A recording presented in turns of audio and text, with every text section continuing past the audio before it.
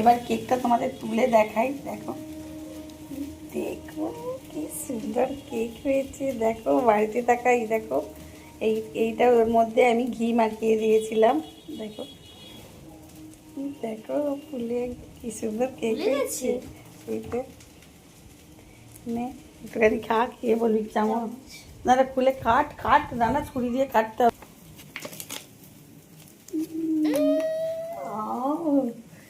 Wow সুন্দর cake. গরম দেখো একবার অস্থির হয়ে যাচ্ছে কাটার জন্য। আর কেকটা আলাদা করে দেখা। ওয়াও সুন্দর কেক হয়েছে। দেখো দেখো এবার একটু খেয়ে দেখাকে কিরকম টেস্টি হয়েছে। আরে অমন করে কাটিস না, তাহলে এ হয়ে যাবে। অমন করে কে কাটে, গরম তো এটা। দেখ কেমন